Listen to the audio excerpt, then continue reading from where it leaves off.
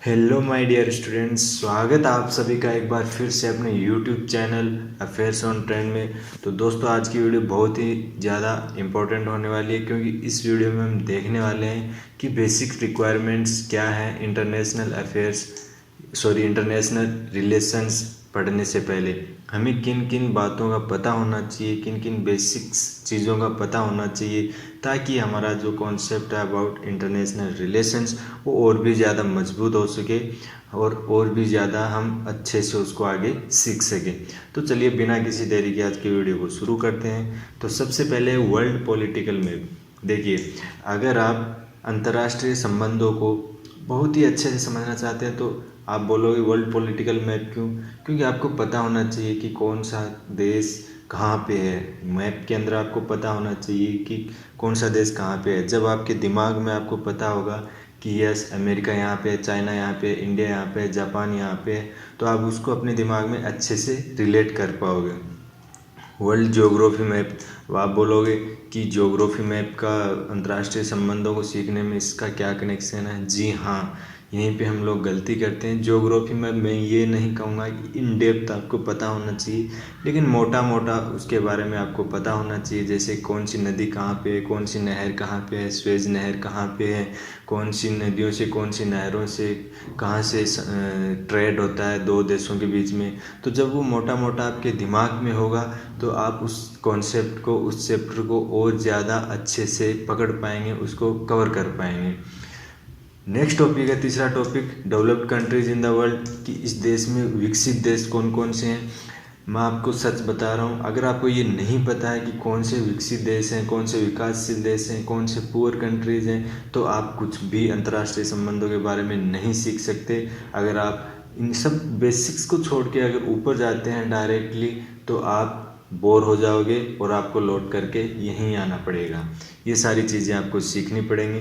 इसके बाद में ये जो डेवलप्ड कंट्रीज हैं, इनकी कैपिटल क्या है, यानी इनकी राजधानी कहाँ है, इनकी करेंसी क्या है, ये मोटा मोटा आपको पता होना चाहिए। उसके बाद में डेवलपिंग कंट्रीज, विकासशील देश, ये कौन कौन से हैं, इनकी कैपिटल क्या है, इनकी करेंसी क्या है, ये आपको पता होना चाहिए। अगर आप सोचते हो ठीक है मैं पॉलिटिकल मैप ले लेता हूँ लेकिन ज्योग्राफी मैप मैं नहीं सीखूँगा, ये मुझे बहुत हार्ड लगता है, या डेवलप्ड कंट्रीज़ तो चलो कम ही है तो हम इनको तो तैयार कर लेंगे, लेकिन डेवलपिंग कंट्रीज़ थोड़ी ज़्यादा हैं कंपेयर टू डेवलप्ड कंट्रीज़, तो इसमें थोड़ा दिक्कत आएगा। या फिर हमें करेंसी याद नहीं होती, तो ऐसा नहीं है, आपको अंदाज होना ही होना चाहिए। आप अगर इसमें से किसी एक भी पॉइंट को छोड़ दोगे, जो मैं पॉइंट बता रहा हूँ, तो आप मेरा कहना मानिए, आप इस कॉन्सेप्ट को, अंतर्राष्ट्रीय संबंध वाले कॉन्सेप्ट को आगे जा कर के रिलेट नहीं कर पाओगे, क्योंकि आपको बेसिक्स ही नहीं पता है।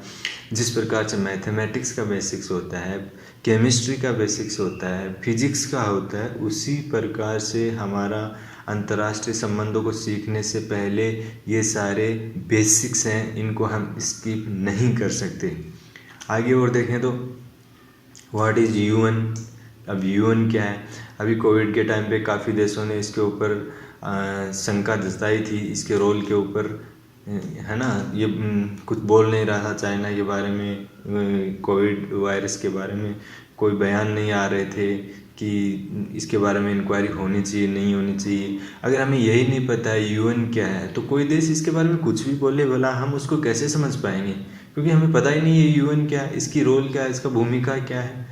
तो ये जो मेजर ऑर्गेनाइजेशंस हैं, इनके बारे में हमें थोड़ा थोड़ा पता होना चाहिए। जैसे यूएनओ है, डब्ल्यूएचओ है, डब्ल्यूटीओ है, यूनेस्को है, आईएमएफ है।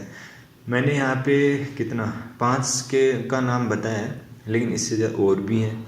तो जब आप इनको पढ़ना शुरू करोगे, तो जो मेन है उनके बारे में आपको इन डेप्थ पता होना चाहिए। जैसे इन ईयर ऑफ इस्टेब्लिशमेंट, इनको कब स्थापित किया गया था, इनके हेडक्वार्टर्स कहाँ पे हैं, इनकी फुल फॉर्म क्या है, इनका क्या पर्पज़ है, इनका क्या काम है, वो सब हमें पता होना चाहिए। यहाँ पे मैंने रोल नहीं लिखा है, लेकिन इनका क्या रोल है, इनको क्यों बनाया गया है, ठीक है, तो ये पता होना चाहिए। अभी पाकिस्तान के बारे में आईएमएफ के काफ़ी न्यूज़ आ रहे थे, तो हम अगर उस न्यूज़ को देखते हैं कि आईएमएफ ने पाकिस्तान के बारे में क्या बोला है, लेकिन हमें ये नहीं पता कि आईएमएफ क्या है, तो हम कैसे जस्टिस कर पाएंगे उस न्यूज़ के साथ, हम कैसे इंटरव्यू में इस बात का जवाब दे पाएंगे कि आईएमएफ ने जो पाकिस्तान के बारे में कहा है वो क्या चीज़ है।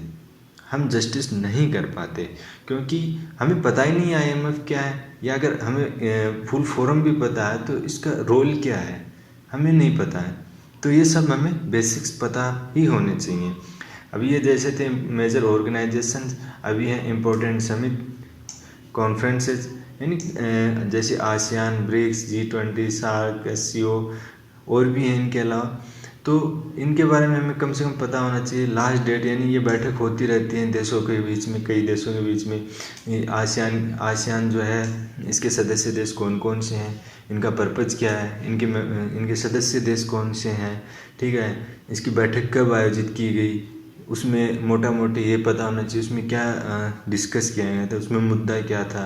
तो ये अगर हमें पता होगा तो मैं डेफिनेटली कह सकता हूँ कि आगे जब भी कभी ये बेसिक्स तैयार होने के बाद में आप न्यूज़ पढ़ते हो या और कुछ न्यूज़ देखते भी हो तो आप उसको रिलेट कर पाओगे कि हाँ ये आसियान है, आसियान की बैठक हो रही, अच्छा पिछली बैठक उस साल में हुई थी, 2021 में हुई थी, वहाँ पे हुई थी, अभी यहाँ पे हो रही है, इस देश में हो रही है, इसके ये सदस्य देश हैं। तो हमारे लिए वो एकदम से क्लियर हो जाएगा। लेकिन हमें पता ही नहीं है आसियान क्या है और हम उसको सीधा ही पढ़ने लग गए कि हाँ इसकी बैठक न्यूज़पेपर में हम पढ़ रहे हैं कि इसकी नेक्स्ट बैठक जो है इस देश में होगी और ये देश इसमें पार्टिसिपेट कर रहे हैं। तो मुझे तो नहीं लगता कि हम उसको अच्छे से सीख पाएंगे, अच्छे से उसको वो हमें टॉपिक पॉइंट याद रह पाएगा, क्योंकि हमें पता ही नहीं आसियान है क्या, इसकी फुल फॉर्म क्या है, कहाँ इसका क्या है, मतलब पहले इसकी बैठक क्या हुई थी, उसमें क्या डिस्कस किया गया था,